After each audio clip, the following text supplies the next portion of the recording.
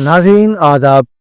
मौलिका 25 मई 2025 मुताबिक 26 ज़ीक़ाता 1446 हिजरी के अवधनामा अवाइस एडिशन में आपका खैर मकदम है। पेश खिदमत है अवधनामा में शाये खास खबरों की तलखीस। वज़ीर आज़म नरेंद्र मोदी ने हफ्ते के रोज़ नीति आयोग की 10वीं गवर्निंग काउंसिल की मीटिंग में खिताब करते हुए कहा कि मुल्क को तरक्की की राह पर तेजी से आगे बढ़ाने के लिए मरकज़ और तमाम रियासतों को एक टीम के तौर पर काम करना होगा। उन्होंने वाज़ेह तौर पर कहा कि जब हर रियासत तरक्की करेगी तभी हिंदुस्तान एक तरक्की याफ्ता कौम बन सकेगा। वज़ीर आज़म ने कहा कि हिंदुस्तान में तेजी से शहरीकारी हो रही है और इस बदलते तनाजुर में हमें मुस्तकबिल के लिए तैयार शहरों की समत में काम करना होगा। उन्होंने कहा कि तरक्की, जिद्दत और पायदारी को हमारे शहरों के फरोग का इंजन बनना चाहिए। हिंदुस्तान ने आलमी बिरादरी के सामने पाकिस्तान को बेनकाब करना शुरू कर दिया है। सिंध आबी मुआहदे पर पाकिस्तान के प्रोपेगेंडे का मुंहतोड़ जवाब देते हुए अक़वाम मुत्तहिदा में भारत ने कहा है कि पाकिस्तान पहले ही हिंदुस्तान पर 3 जंगें मुसल्लत करके और हज़ारों दहशत गर्दाना वाक़यात अंजाम देकर सिंध आबी मुआहदे की खिलाफ वर्जी कर चुका है। बता दें कि पहलगाम दहशत गर्दाना हमले के बाद हिंदुस्तान ने सख्त रुख अख्तियार करते हुए पाकिस्तान के साथ सिंध आबी मुआहदे को मुअत्तल कर दिया था। जुमे को अक़वाम मुत्तहिदा में सलामती काउंसिल की एरिया फार्मूला मीटिंग में पाकिस्तान ने हिंदुस्तान पर सिंध आबी मुआहिदे को तोड़ने के लिए बेबुनियाद और गुमराहकुन इल्जामात लगाए, जिस पर हिंदुस्तान के मुस्तकिल नुमाइंदे ने पाकिस्तान के प्रोपेगेंडे का मुंहतोड़ जवाब हक़ाइक़ के साथ दिया। लोकसभा में हिज़्ब इख्तिलाफ के कायद और कांग्रेस के रुकन पार्लियामेंट राहुल गांधी ने आज सरहदी इलाके पूंछ का दौरा किया, जहां मुतासरा अफराद से बातचीत कर उनकी मुश्किलों को समझने की कोशिश की। राहुल गांधी ने पूंछ में पाकिस्तानी गोलाबारी से होने वाली तबाही को अलमिया करार देते हुए कहा कि गोलाबारी से कई लोगों की जानें गई हैं और बड़े पैमाने पर नुकसान हुआ है। उन्होंने कहा कि लोगों ने मुझे 2-3 चीजें कौमी सतह पर उठाने को कहा है जो मैं करूंगा। कांग्रेस ने अपने एक्स हैंडल पर एक वीडियो शेयर की है जिसमें राहुल गांधी मुतासरा कुंबों से बातचीत करते और उनके घरों का मुआयना करते हुए देखे जा सकते हैं। महाराष्ट्र के नागपुर में बैनुल-अक़वामी शोहरत याफ्ता पाकिस्तानी शायर फैज़ अहमद फैज़ की नज़्म हम देखेंगे पढ़ने पर दलित कारकुन पुष्पा और 2 दीगर अफराद के खिलाफ मुबैना बगावत के इल्ज़ाम में FIR दर्ज किए जाने पर रियासत भर में गम गुस्से की लहर दौड़ गई है। पुलिस ने भारतीय न्याय संहिता की दफ़ा 152 यानी हिंदुस्तान की खुद मुख्तारी और सालिमियत को खतरे में डालना, 196 यानी मजहब की बुनियाद पर मुख्तलिफ ग्रोहों के दरमियान दुश्मनी को फरोग देना समेत दीगर दफ़ात के तहत मुकदमा दर्ज किया है। ये अमर काबिल गौर है कि यही मशहूर नज़्म हाल ही में बेहद कामयाब फिल्म कश्मीर फाइल्स का भी हिस्सा रही है, जिसे लाखों अफराद ने देखा और सेंसर बोर्ड ने इसे मंजूरी दी। इस तनाजुर में ये सवाल भी उठ रहा है कि अगर ये नज़्म फिल्म में कानूनी तौर पर शामिल हो सकती है तो फिर किसी अवामी तकरीब में इसका पढ़ा जाना मुल्क की खुद मुख्तारी के लिए खतरा कैसे हो सकता है।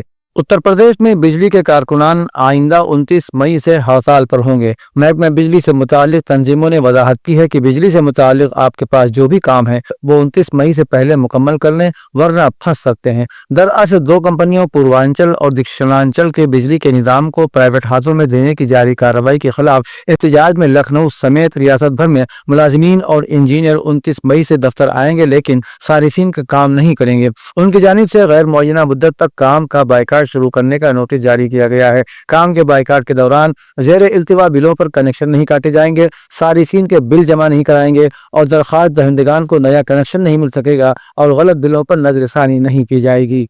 एराज यूनिवर्सिटी लखनऊ ने फ़ख्र के साथ एक मुफाहमतनामे पर दस्तखत का ऐलान किया है जो कन्फेडरेशन ऑफ इंडियन इंडस्ट्री यानी CII और उसके नौजवानों के विंग यंग इंडीज़ के साथ तय पाया है। ये शराकत तालीमी तरक्की, इल्मी मेयार और तरक्की इक़दामात के फ़रोग़ की जानिब एक अहम कदम बताया जाता है। इस ताउन का मकसद तीनों इदारों की सलाहियतों, वसाइल और महारत को यकजा करते हुए जदीद प्रोग्राम्स, तहक़ीक़ी मनसूबे और सलाहियत साजी की सरगर्मियाँ तैयार करना है जो तालीमी शोबे को नुमायाँ तौर पर बेहतर बनाएंगी और तलबा के लिए पेशा वराना तरक्की के मौक़े में इजाफा करेंगी।